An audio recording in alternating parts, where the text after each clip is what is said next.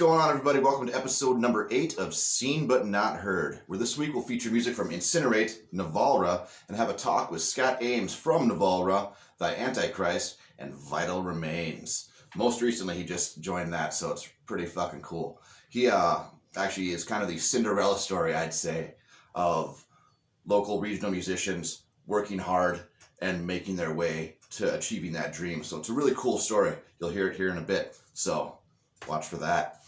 First, we're going to start with music from Nevalra. This is Of Ruination.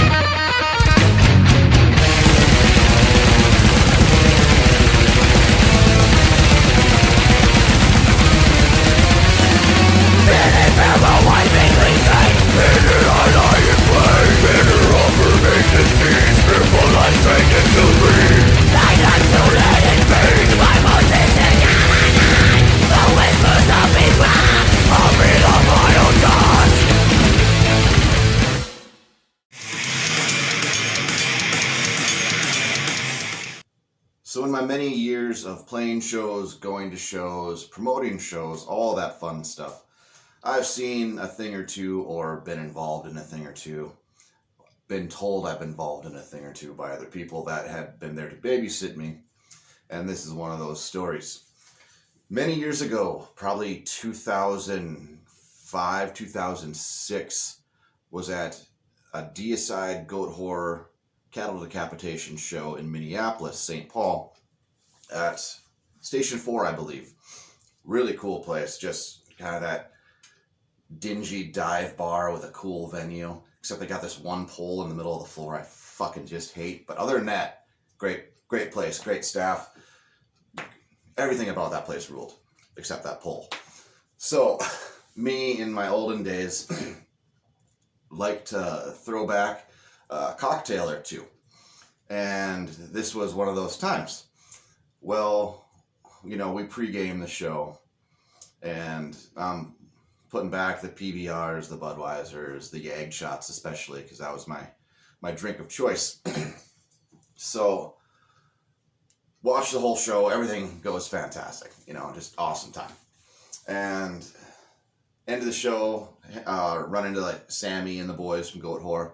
One of the first times got to like actually talk with them for a bit, and it was just super exciting, super great time. Well, I was like, hey, can I buy you guys a shot? It's like, you gotta invite some of the guys from Cattle to Cap to have one too. I'm like, totally cool, even better. I should not have been served anymore. Well, so we take this shot, and it was a big shot. It was like a rocks glass full of just straight Yag.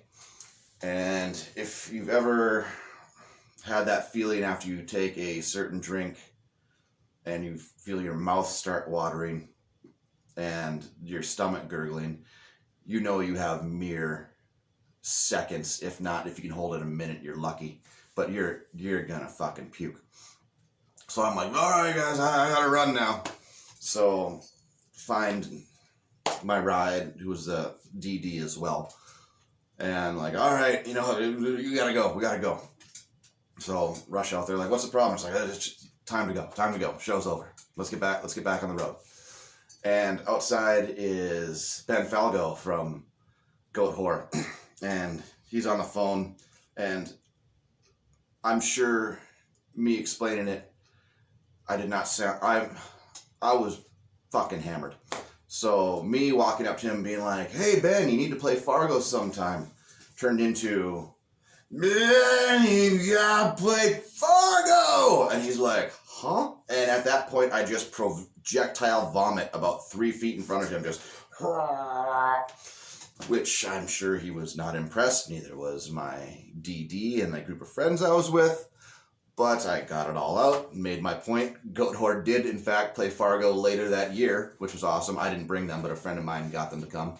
But yeah, it was just one of those goofy good times that I always remember. And those guys are super fucking cool. Always have been, always will be. So yeah, cheers, guys. Goat Whore. Hey there, everybody. I'm here with Scott Eames from such band as Nevalra, The Antichrist, and Vita Remains. How you doing, buddy? All right. I appreciate you having me on the show. I appreciate you reaching out and agreeing to it. So thank you. It's kind of a mutual thing. So I'm going to start off by kind of letting people know how you came up on my radar. So a while back, Facebook-wise, a friend, or not a friend request, but people you may know, you popped up and you had your junior icon V. So that just popped up right away since we're both BC Rich enthusiasts. So I added you, and then, found out about your bands and stuff. And from then, just kind of started watching your career get just blowing up over the years. I mean, so that's where our first question is going to come from. Can you explain to people from the start of like Nevalra to Vita Remains, that progression? Well, yeah, it just started from bands, that prior bands that had kind of dissolved themselves, and I started working on a solo project because I really didn't know what to do. After I've worked on other bands for a while, we started to get some recognition and stuff, and then they kind of dissolved themselves. Like I said, I really didn't know what to do. I didn't have a band anymore, and so I started working on Nevalra with. It was just by myself at first. And it was just going to be a solo project. I was going to play all the instruments, and so I had some material for it, started putting it together, and I had no idea if it was going to take off like the prior bands or not. And I had assumed it was just going to be a studio project to begin with, and I was just going to release music and whatever happened. And so I ran into I met drummer Zach Lindsay through other friends, and in other bands I played with. I had Sprock, who's my bassist, and so it started as a one-man band, and then once I had a couple guys to jam these songs that were supposed to be just me together with, I was just like, hey, you guys, you need to join this project because I'm a guitar player, I'm a decent drummer, but you are a way better drummer than I am, and you specialize in bass. I can play bass like a guitar player all day, but Yeah. you know what I mean? So I got those guys to join up, and like it kind of just took off pretty quick because, like I said, I wasn't sure if it was going to even hit the stage. It was just a studio thing at the time. And once I had a full lineup, why not? And we just jumped headfirst into it. And I told the guys, I was like, hey, if you're down, like I have lots of tour experience from other stuff, and I really want to go for it, And so we went to like Puerto Rico was our 10th show ever, okay, which was pretty cool. And so we got rolling really quick, because I had learned kind of what to do and what not to do, and you know what I mean. I knew the industry a little bit better at this point, because I had built other bands from the ground up, and yep. so I'd spent all those years wasting my time on the wrong things and stuff like that. So once I got rolling with Nevalra real hard, we did a bunch of USA tours. We went to Puerto Rico. We played with like a mini tour with Mobile Death Camp. Okay. So we're getting off the ground, and then we got signed by Extreme Management Group to do all the management side of things, and they had heard that they needed that the Antichrist was looking for a guitar player, because they used to be a 5-piece with 2 guitars, and they went down to 1 guitar at one point, and they were looking for a second guitar player again. And so my manager, which is Mark from Misery Index for Nevalra, he reached out and he was like, hey, these guys are looking. And, he gave them a call, and he was just like, hey, your search is over, guys. Like it just begun, and I trust me, I've got the guy. Okay. And, of course, and I know from their perspective, they needed to be like a little skeptical about it because they didn't know me. But I absolutely jumped at the chance to play with the Antichrist because, I'd listened to their music for years, and I was a big fan of the band already. And I obviously wanted to do all the corpse paint and all the, just go overboard in a good way. Yeah. So I was excited to do that, and I jumped at the to even have the chance to play with those guys was really cool. So I didn't want to give anyone a shot at it at all. I learned the material immediately by ear.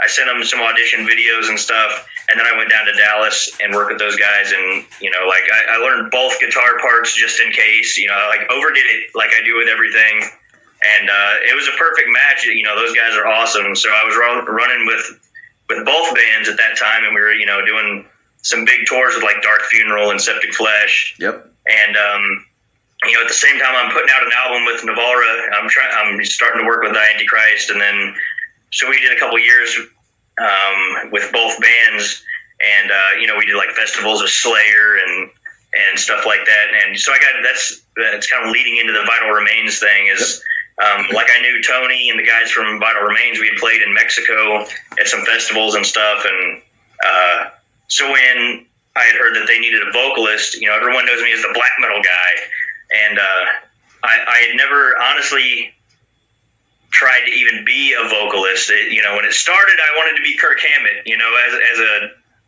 teenager like everyone else. I get it, man. I get it. I just wanted to be the silent guitar player, and in some older bands, we had some vocalists that weren't working out, and I told the guys, I was like, hey, if we just boot this guy, I'll just do it until we find someone. And then I haven't dropped the mic since, honestly. And so when the opportunity came up for Vital Remains was looking for someone, I met all the criteria. They wanted tour experience and no criminal record, et cetera, et cetera, et cetera. Yeah.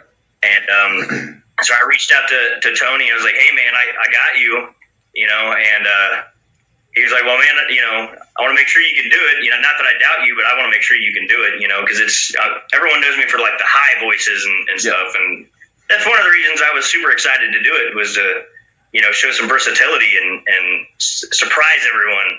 And so I did. I auditioned like everybody else. And there was some like really amazing people that I've heard that have turned in auditions and even practiced with the guys, I think. And he said that there was like almost 200 auditions for it, and for me to nail that down and get rolling with them, it was surreal to be in the rehearsal room with those guys. And I think we were in Boston, and they're like, all right, cool, we got we're gonna rehearse, and then tomorrow we go on tour, so don't fuck it up.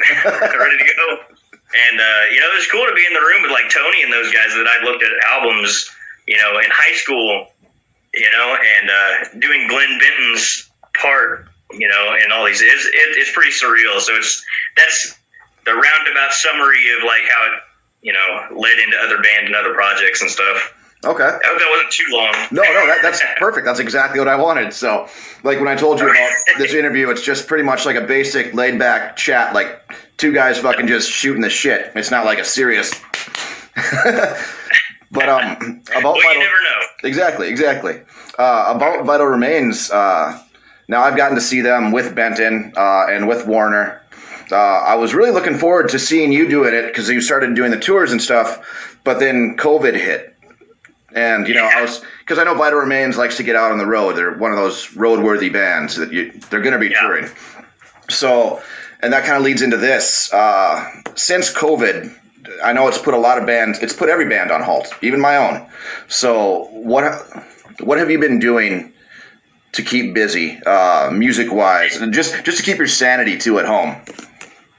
Oh, man, music-wise, I'm trying to figure out how much I'm allowed to divulge at this moment. Just small bits. Not that I didn't have enough already. I've had some material that I've been working on the side that, it doesn't quite fit the Antichrist. It doesn't quite fit Nevalra, and I'm still new to the band with Vital Remains. I've only been there, a little over a year. Yep. And it doesn't quite fit Vital Remains. So it's like I had some ideas, and like not only just music, but like marketing ideas and like promo campaign plans and like, all the ridiculous stuff most people don't even care about. I'm meticulously working on stupid stuff like that. And so there's like another project coming. Okay. And it's none of those bands, which I'm pretty excited about, and I guess like the other things, we'll just kind of see where it goes, but I think it's going to surprise a lot of people as well. So I've been writing a lot of that, tracking that, and it's almost done. So I guess it depends on when we want to release it, on what kind of labels are interested and all that kind of stuff. But we already got some, it was supposed to stay on the down low, honestly. I was going to just drop it with everything, and surprise everybody. And, but like, I guess there's some whisperings in the background because of some of the other guys I'm working with that are like notable names, like amazing musicians. So it's like, I got rolling with some of these guys, and, a couple other guys started getting to be part of it. They're like, hey, I heard about this thing. Let me play this instrument on this. So that would be awesome. Okay. And like some of these guys are the same thing, are like guys that I've, looked up to, that I've seen in albums and things, that I want to play on this album. And I was, so I've been blown away with working on that, trying to get it ready. And I guess it depends on COVID, what the record labels want to do on release dates and stuff like that. And I don't know if it's just a studio thing or if it's going to end up on the stage as well. It's to be determined, I guess. And but I'm super excited about it. It's going to be like, it's extreme to say the least.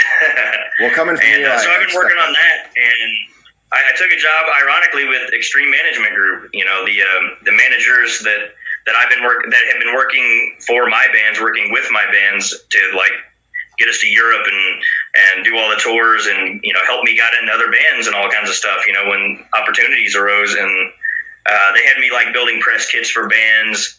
And they just noticed that I was like really good at presenting myself, professionally. Yep. And, so they were like, hey, can you do these things for other bands? Because they were like, we need this for Nevalra done, blah, blah, blah. And then I'd go do it. And, I guess I hit the mark on everything. They're like, this is awesome. Can you do this for other bands? And I was like, yeah, I mean, absolutely. That'd be really cool. So I've been helping other bands do that, for a while. And then they kind of threw me in the mix when another opportunity came up. They had a job opening, and, they reached out and was like, hey, do you want to be an artist manager for bands all over the world? And I was like, yeah, I can really like hone my craft of like the business end of things. Yep. And it's really taught me a lot, to be a manager as well too. So that's what I've been doing over the last year or so. That's fucking cool, man. I mean, because you got to keep busy for one. And you, like I said, from following just your Facebook or social media in general, you're one of the busiest guys out there that I know. I mean, a lot of bands are kind of put on halt, but you'll like push forward with doing something. Like the last time, like you just mentioned with the management stuff. The last time I talked to you via Messenger, you're like, yeah, I've got a lot of shit going on, so we got to find some time to do this interview. Which I was like, oh shit, I didn't even know you were doing that, but that's really cool. I mean, it's during this time I find in the past since the shutdown and now stuff's reopening and shutting down again. Me personally, it started with 2 weeks. Yeah, this was only supposed to last 2 weeks. Remember? I remember that about like 8 months ago or whatever it was now. Yeah. Fuck. And here we are a damn year later. But you know, anyway, go ahead. the thing is, it's like the way we look at it, or the way I look at it, is as terrible as the whole pandemic is, because it's horrible. But for me, it's built me up as a better person and a better musician. I've spent all the time doing something positive, i.e., practicing, teaching more lessons, stuff like that, writing more music, getting sober, stuff like that. So, and like watching you, like just, all right, I've got some free time. I'm going to fill it with doing more shit like that, writing more music, recording more music. Because you see all these people just complaining and bitching that, oh, this is fucking bullshit, there's nothing to do. Well, fucking do something with it. Make something of your life with that, you know? You have all the time in the world now. Yeah, and man, there's going to be, I assume there's going to be a big flood of music when this all ends, because just judging by what I know in the background is like, man, when the tours start up, if you're not already on the boat, you've already missed it, because, you know, it's everybody's going to want to go out and tour, and I think it's going to be just, the market will be flooded in a good way, you know, with just everyone will be on tour, everyone's going to have new music, and hopefully a lot of them have been really productive in this time, so. Right. I can't wait for live shows again. I've seen one band practice at their practice space. That's the only thing I've done show-wise, quote-unquote, in the past, 8 months or so. And I needed that. It was like me not playing in a room, actually just listening to other people play. It was fucking, I needed it, man, you know? But you're right. I think it's going to be insane when everything just opens full bore. Like, you'll probably be 3 times as busy, 4 times as busy with the management stuff now, too, so. Yeah, absolutely. That's going to be another thing. It was a good time to jump in on that, I think, because, like, a lot of the touring is just looking ahead. It isn't, like, happening. Yep. So it's like I had to learn that, like, I mean, I knew kind of what I was doing in the industry, but it's still run a little differently than I thought it was. So it's like I'm learning on the fly on some things, and then a lot of things I'm really knowledgeable about. So it's a good time to like really hone that craft while not having to worry about getting everyone on tour all the time, because it's not going to happen for a little while. So it's a good time to kind of ease my way in and work on things as they come, you know, because like I said, once the floodgates open, it's every man for themselves, and we're trying to get, you know, our bands in on all those things. So exactly, you got to look out for yourself while supporting others, but it's going to be a free for all. You're right, 100%. Now, what was I going to say here? I fucking lost my train of thought. I apologize here. Fuck. I am sorry. It was no, just going off your question. There was like. Yeah, lots of the tours and stuff are going to come up. So when it all jump starts again, like I'm going to have all 3 bands that are going to want to go out. So hopefully, you know, I can. That's how I blocked off time, you know, beforehand. Is there hasn't been any problems actually. You know, you think a ton of bands would like mess with other tours and stuff, and it hasn't been a problem at all yet. You know, and I know a lot of guys that do the live music and the studio music for, you know, professionally, like on a really high level, you know, and unless you're like fucking Slayer, you know, and you made $1 million and whatever, you don't need another band and you don't need other projects and whatever. But like a lot of these guys that are like really, really far into this industry, they're in 3 and 4 bands, you know, that's just the way it is. And then 2 of them are really hitting it hard. 2 of them are just hitting festivals and doing small stuff. And then they just, you know, work your schedule out. So it's like to survive the digital age of music. You know, everybody's in at least 2 bands, 3 bands. Oh yeah. So. Okay, so I remember what I was going to say here. So from coming, like you mentioned earlier, from like just like let's call it the local band, kind of level, all the way up to like doing festivals and stuff like that with Vital Remains, the Antichrist and stuff like that. Now, if you add that with the business aspect from the managing thing now, what can you tell people that are kind of starting off? Because, you know, a lot of people think, oh, I get in a band, record label's going to find me, they're going to put us out on tour, and we're going to make money. That's obviously not how it goes. You and I both know that. Can you try to like do like a little Cliff Notes version of like what bands should do, especially with like a lot of new bands that are probably going to be coming out after this whole COVID thing's done? They're going to want to like hit the ground running. Like, what steps should they take to kind of, you know, get their name out there? Yeah. Oh man, the first thing is present yourself properly. You know, that's like, don't go the cheap route on anything. And I know that sucks to say, you know, because a lot of bands, they don't got money, you know, like that's just the way it is. You know, we wouldn't be playing metal if we were in it for money though. That's true. But, you know, like just don't cheap your way at the very get-go. Get a professional photographer and present yourself right. Get your photos right. Get your logos right. Get your artwork right. You know, like hire people that know better than you, you know, and like years ago, like I didn't understand all of those things where I was doing the best I could when it came to all those things. And I was designing the logos and I was having friends with, you know, that were trying to be photographers, you know, come do it for cheap and, you know, whatever. And I've learned that like, just don't take the cheap route on that. Like go hire a professional. It is worth a real photographer to show up because they know, you know, show them kind of what you're looking for and then they can help you. If they're a great photographer and they're a great artist and they're a great, you know, all of these things, album artwork, just all those things, they have an eye for it as well because they specialize in that the way you specialize in music. So quit trying to design logos. Quit trying to make your own artwork. Quit trying to be the photographer. You know, like you work on music exclusively and, you know what you want on those things, but like let someone that specializes in those things work on those things. That's why a lot of the bands reach out for management and stuff, you know, and we try to help them present themselves right. Because if you look like a local band from day one, you will be a local band for quite a long time, you know, and a lot of the bands that we noticed that, you know, they have like 700 followers or something, which seems like nothing, but they're doing it right. And all the steps they're taking, you know, are building them up gradually and they're doing it properly rather than, you know, like I said, cheaping your way out of it, you know, or having excuses, you know, and a lot of it is, you got to be in front of people playing live, which sucks right now with the COVID thing, but, you know, play as much as you can and play as far away as you can.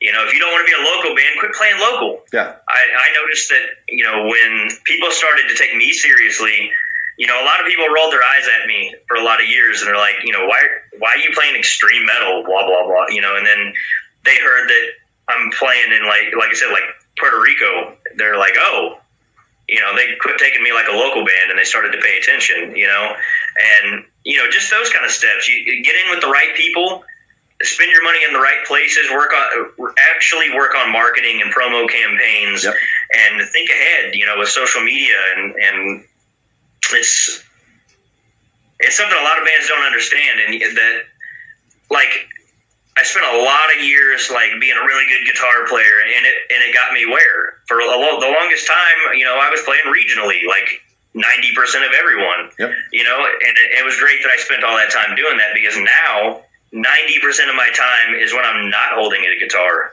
And I'm promoting myself properly and I'm going the right places and I'm traveling and spending money and time and effort and the right things rather than I'm just going to play guitar all day, you know, and it sucks to say, but 90% of the success is when I'm not holding a guitar. Yeah, it's a lot of work, a lot of behind the scenes stuff, which, I mean, I'm not obviously at your level or the other people I talk to's level when it comes to like band wise. Our stuff is just the regional stuff as well.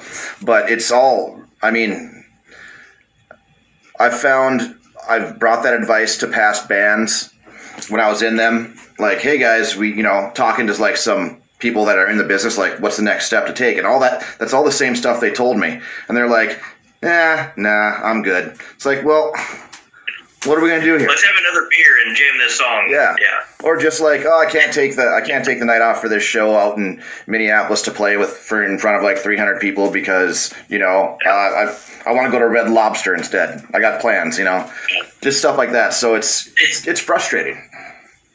Oh, absolutely. Yeah, I've been in bands with people like that, and even session members that have come in and they're like, they're unprepared or they have an excuse for 10 things.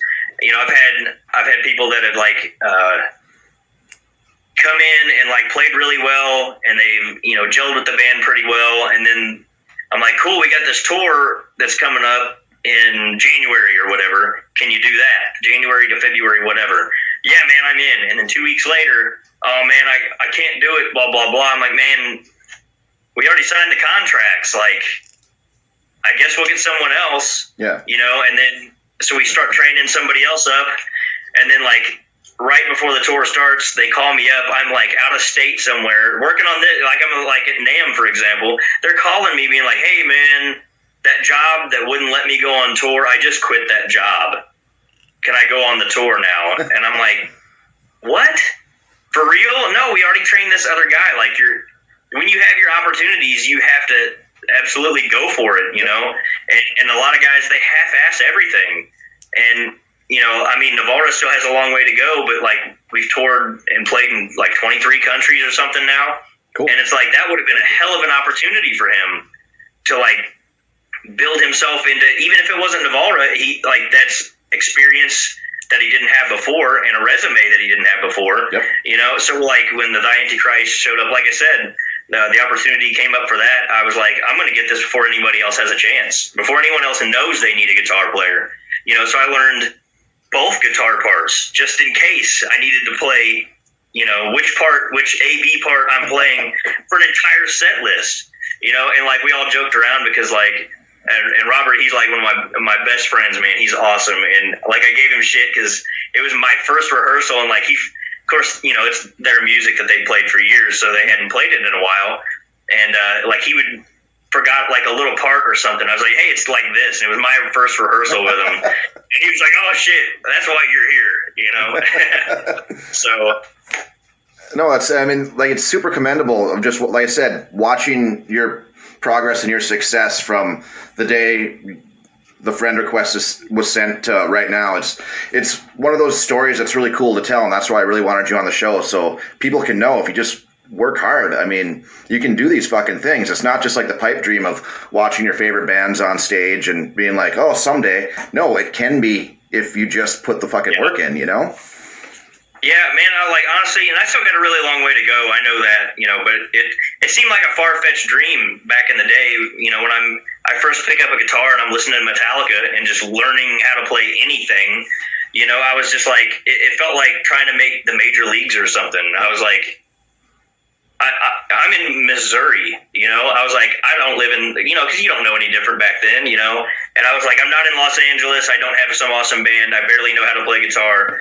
And I just thought it was some far-fetched dream or whatever. And now, like, a lot of the guys, like, know me by first name. That's insane. People that I would just, like, crush my CD player with while I drove to college every day and, got in trouble in high school listening to all that shit. Like, those guys know me now. And, like, I'm trying to, like, not act like the fanboy or whatever. It's a big deal to me when these guys know who I am and we go on tour together and stuff. And so it's a little bit of balance of like, you got to play the rock star thing for the fans, and then in the back room, I'm joking around and hanging out with these guys that I never thought would even know who the hell I am. So it's super, super cool, man. And like so I'm like super appreciative, and there's a lot of people that are not.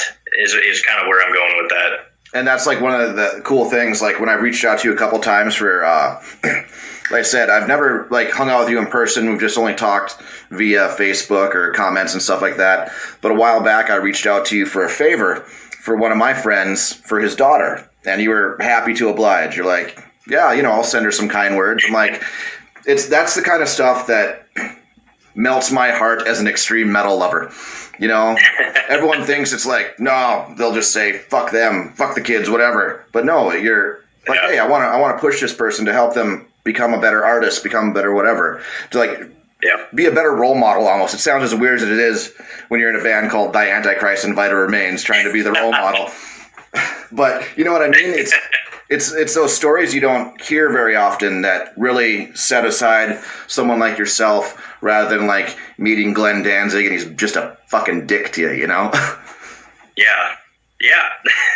I mean, I try to, because I like I said, I still have a really long way to go, but I remember those things, as a teenager, I would go see Cannibal Corpse and Deicide and bands like that. And it was like a really big deal for me to meet those guys. And I mean, I could tell you which ones were nice to me, signed my thing, had a moment with them, and which ones were assholes, and I remember those from years ago. And I've always taken that to heart because, when someone approaches me, I don't ever want them to walk away feeling like, well, I thought he was a cool guy until that happened, because I still remember those moments in which band members and which bands and whatever, and it's pretty cool, like the Cannibal Corpse guys, as a teenager, I was just like, it was so fucking awesome to meet these guys, and they'd sign my ticket and we'd take pictures and we'd like talk about a movie or something for a moment, and it was like 3 minutes out of their night. And to me, it was a really big deal. And then, 15 years later, I'm like in Germany at a festival backstage telling them about this, you know what I mean? And they're the same guys. It's crazy. I mean, and as we get older too, and as also with the help of social media, like something like this wouldn't have happened 20 years ago. I'd have to like write you a letter or track down your phone to like try to get you to call me. Yeah. But the point of that being is a lot of the artists I've reached out to like, hey, I've got this small YouTube show I'm trying to build up, and I just want to like show off extreme metal bands and, just get the word out and just talk with people about music, metal, and all that fun stuff. And everyone has been super cool, which, I mean, especially like right now, everyone has free time and just needs something to do. I mean, I get that, but I haven't had a bad experience with anyone so far. And like I said, some people have bad days when you meet them on the road. I mean, I'm just in regional bands, and I've had the days where I'm like, please don't fucking talk to me. I'm in a really shit mood. And I feel bad, but, it happens. But then there's some that are notorious just assholes all the time. So I know what you're talking about. Yeah, I mean, that comes with the territory. I understand, like, the being on the road, and man, it is much harder than I thought it would be, honestly. Like, I thought it was going to be the glamour part of everything that you expect, and it's hard. It is very hard. Like the tour we did last year with Karak Angren, I did 2 sets every night, so I played 42 shows, and I had to play back-to-back sets in corpse paint, for one band, and you know what I mean? And it was... you just never get to sleep, especially if you want to see anything cool, because I'm one of those guys that's like, oh, we're in Paris, I got to go see the Eiffel Tower. You all can sit here, in the back room on your damn phones, but I'm going to go see this, so we always went to go, like, wherever we are to go see what is cool there, because what's the point of saying you're there if you didn't see anything but the damn venue, too? Right. And so, I mean, I understand, having some bad days and stuff like that, but it should never be the fans, like, you only get the privilege to be up there because they're there to see you. Exactly. If nobody is standing there and nobody's buying my albums and no one, what the hell am I going to do? Yeah, I'm not going to continue to go on tour and get to have these awesome experiences and stuff. So it should always be, with the fans, very appreciative. And when you have the bad days, you take that out on the bass player usually, right? That's why we hire him. Dude, thank you for explaining all that. And just like those stories are great. I mean, I love hearing about that stuff and just how you're so down to earth with this stuff. And like I said, with everything you've been doing, it's awesome. But now I got to hear about those BC Rich guitars, my man.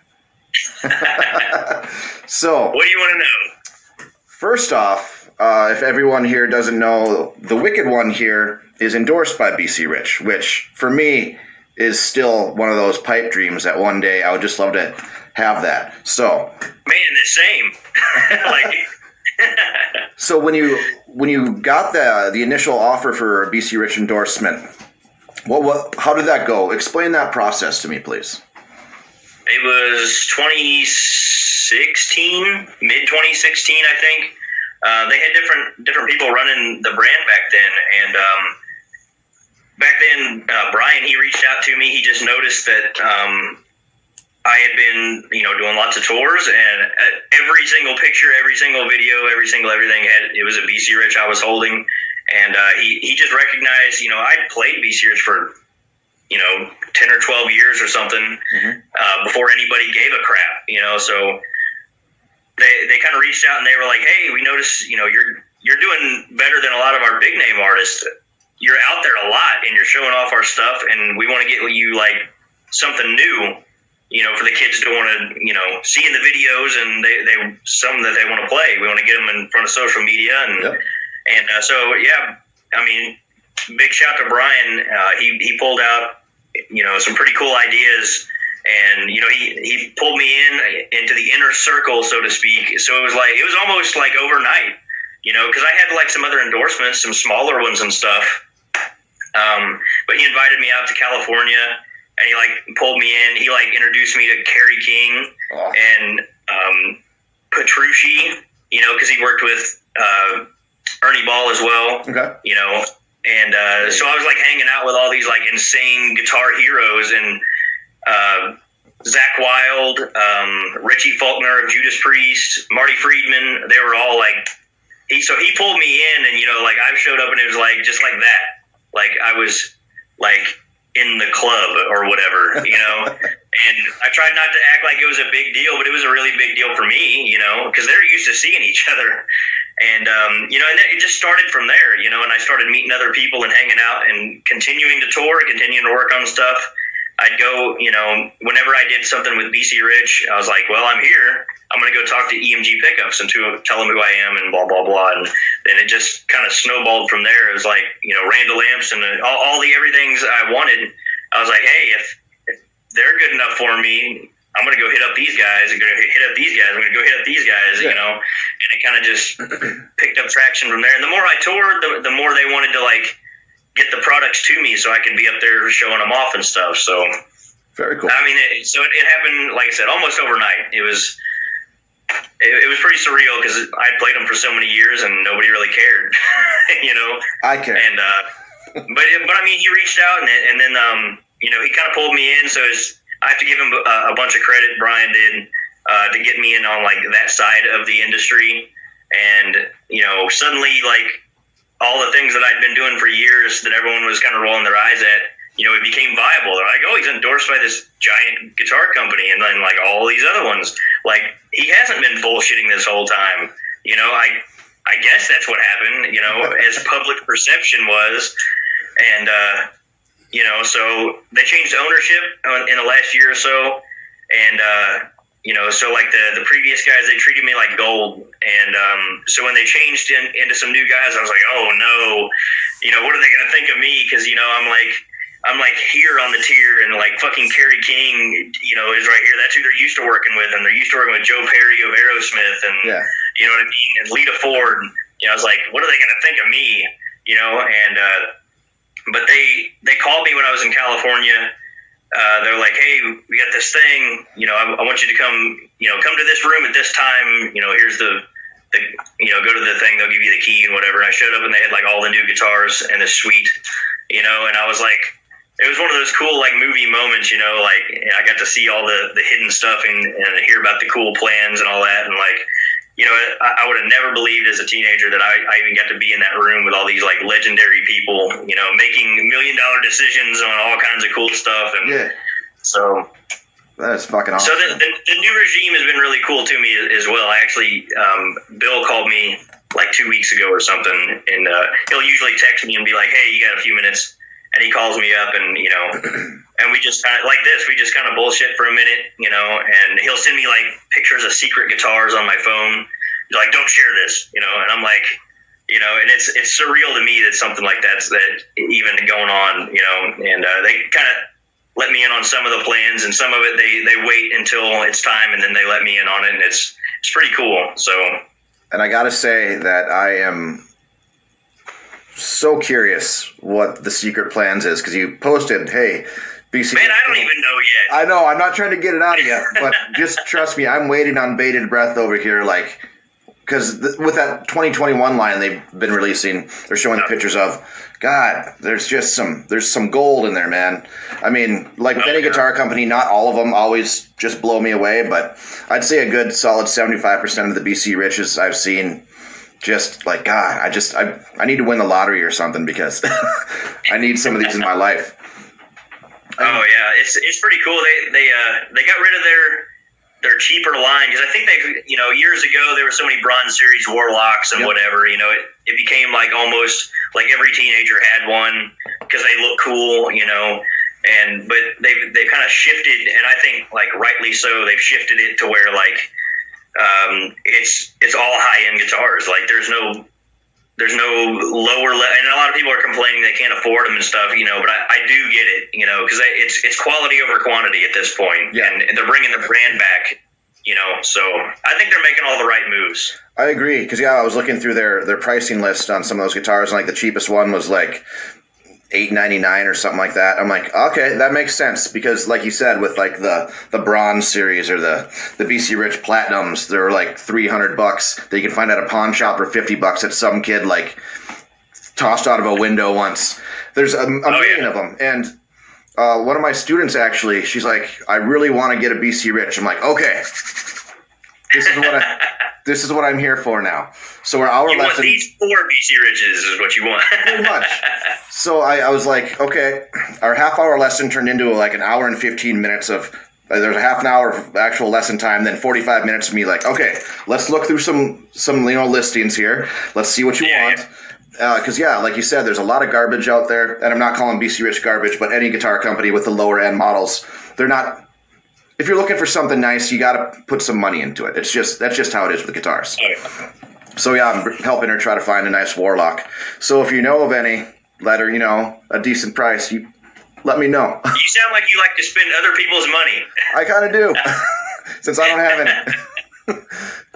So let's see some of those BC Riches you got there behind you. Oh man, these are just the ones I got out. That's why I asked you ahead of time. I got like a bunch of them in their cases and stuff. Like, what are two or three of your favorites, man, that you got right there? My favorites. Okay, I'll give you my favorite and then the fan favorite. Okay. How's that? Okay, let me grab one of these real quick. Perfect.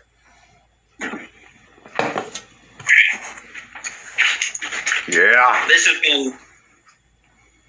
This one feels like it was built for me, and I don't know why, but it's of course it's like neck through. Yep. And all the everythings, and I leave the backs of them off. It's easier access, and but that's my favorite one. I've had this one for like, man, I don't even know, 15 years or something. So just neck through. It's got the quilt red, and it's got stone tone block.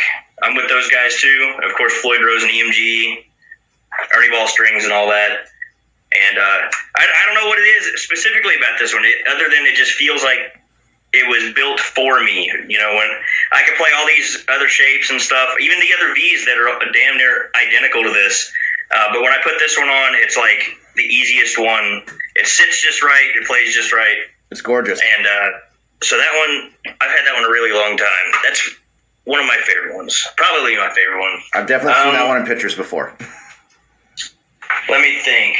Like I get some like Ironbirds and Virgins and stuff that are in their cases, but one of them this one usually gets lots of attention. This is one I did in one of the Nevalra music videos. I've seen it. Yep. And what usually kind of freaks everybody out is there's no tuners on it. Yes. I remember those. So it's got the speed loader. And a lot of people don't know what that is, so they're like, you don't have any tuners, have that, So whenever I pull that one out, which I only have a few times because the strings are pretty rare, and I'm hoarding them, I have to be honest. I have a lot of the strings of them because they don't make them anymore, but, that's one that a lot of people kind of freak out when I pull that out, just because of the no tuners, let alone, look at that damn thing. It's gorgeous. Me and my guitar player actually the other night were just talking about those speed loader guitars when they released those, and we were discussing about where would you even get strings for those anymore. Now I know you have them all. I mean, I got like maybe a dozen sets or something just in case to stretch them as long as far as I possibly can. But I mentioned that to Floyd Rose himself when I met him. The second time I hung out with him, I asked him about that, and they actually did try to bring back the Floyd Rose Speedloader strings. Mm-hmm. And I guess whoever made the batch of them, they weren't up to his standards for whatever reason. Okay. So he was like, nah, and I don't know if they'll ever bring them back or not, but they're pretty rare strings. So when I do see them pop up, I try to like snag those and kind of hoard them away just in case, because I don't know how long they'll stretch out, before I'm out of Speedloader strings and I got to, drill some holes in and put some damn tuners on the thing. But you don't want to do that. Or retire it or something. It's gorgeous the way it is, but yeah, it was literally just the other day we were talking about that, so that's kind of funny. But dude, those are sweet. I mean, I think one of these days you just have to post pictures of every single one of your BC Riches and just tag me in it. I want to see them all. I wish we had more time, which kind of tells me we actually do have to kind of wrap it up here. So I have one more question for you, if you don't mind. Yep. Okay. It kind of goes back to you explaining the beginning of your band history to now. If you could go back to when you were 16 years old and give yourself any advice, what would you tell yourself? Musically, business-wise, anything. Wow. Depends on how long I had. Just a lot of the same things that I'd mentioned on that. Like it's just so much, honestly. Like you have to learn on the fly, and that's all I did, honestly. It's I had to teach myself how to do all these things one thing at a time, and now I'm doing them for other bands. Like I never thought I'd do that. I spent years trying to get my one band noticed by one record label, so I could get rolling, and somehow I ended up in 3 international bands, which is crazy. Man, I don't know. I mean, on top of, obviously, you just got to blow everybody away with how good you are at your instrument. Yep. You got to you got to treat it like a business, and a lot of guys, they take the partying too much, and they take the glamour part and they just run with it too much, and just try to like I said, just like look at it as a business and try to formulate, like I said, the 90% when you're not playing guitar. Work on your plans on everything and know where every cent is going, on what promo plans and what, is just detail it to death. Yep. Because once it's out, and there's no change in it, and on everything that I've put out, there's always, I mean, that's what it is being a musician. You know what I mean? You're going to put out something, and there's that one part on that one song that you hear it every time that and I still do that. So it's like, be as detailed and thorough as possible, and like, don't get too caught up in the hype and the fun and all that kind of stuff, because that's where you crash and burn, and just try to take care of everything, and understand the business end of it, understand the stage part of it, and try to kind of balance everything the proper way, because that's the biggest thing that I think I didn't understand for a lot of years was, we were in the rehearsal space just like kicking ass on some insanely technical, awesome shit, and I couldn't understand why these bands that were playing like simple riffs, like I hate to say it that way, but like crappy damn music. They're out there playing crappy music, and they're like, and they're taking off, and they're playing these festivals with all the, and I was like, what the hell are they doing that I'm not, like, I can play circles around all these bands that I hate, and I had the wrong mentality, and now there's no hate on any artist for any reason, because if they're making money and they're touring, it doesn't matter what style it is, whatever, more power to them, and back then we were all like metal elitist. It's not fucking heavy, I don't want to hear it, and the understanding of a career path, I didn't see a career path. I just wanted to go on tour and have fun and and play this music that I wrote for everybody. And once you like realize it's not about, you know, just fulfilling a dream, it's about like you have to build it properly like any other business, and if you don't treat it as such, you know, Yeah. it's gonna be really hard to get traction going, you know, so because it's a very unforgiving kind of a industry, but it's very rewarding too. Very cool, man. Like I said, thank you so much for your insights, awesome stories, and just showing me those insanely cool guitars. You know how much I love DC Rich. Scott, like I said, thank you. Keep in touch with me on Facebook. I'm going to spread the word about you and your bands and everything like always. It's good stuff. And I'll be looking forward to hearing some new shit from you. So, absolutely. I appreciate you having me on the show. I'll talk to everybody soon. All right. Later, brother. Bye. I'd like to thank Scott Eames for taking the time to talk to me about the ins and outs of the music business, what he's been doing in metal, and just the whole journey he's had from the beginning to now. And it's, like I said, it's super inspirational. So, I mean, if you put your work in, things can get done. So, cheers to you, man. That's a fucking great story, and cannot wait to see you guys live sometime. So, see you in the future, my man. Thank you. Moving on to the end of the show. Music from Incinerate. Now, Incinerate is a band. Their singer, Jesse, is located in Minneapolis. The rest of the guys are from around the country, I believe, and other places. So they have to, you know, share music via internet and fly places to like do some recordings. It's a big process, but the end product is fucking phenomenal. This is one of the best albums that come out of the year. Super excited. I got my copy today finally, so thank you, Jesse. And if you know who Jesse is, he's also friends with the icon, Mr. Robert Carlson, who every episode, they grace my presence right here. So always keep an eye out for that. And this, ending the show, Incinerate, Absence of Divine Power. If you like the show, please share it. If you want your band featured on here, just hit me up via YouTube, Facebook, Instagram. All the information is at the end of the show in the credits. As always, support the underground. Hails and cheers.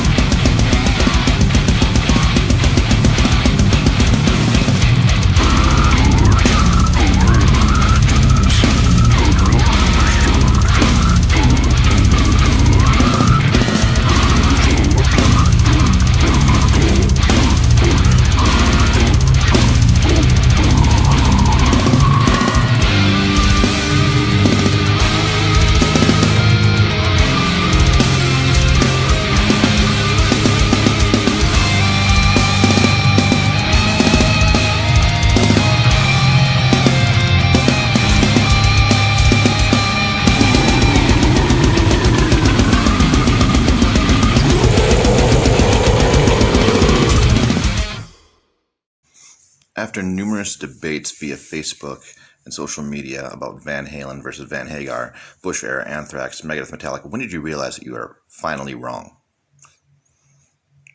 Well, you see, I realized it after I listened to Van Hagar and found it was superior.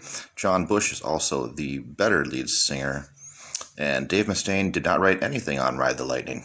Weird.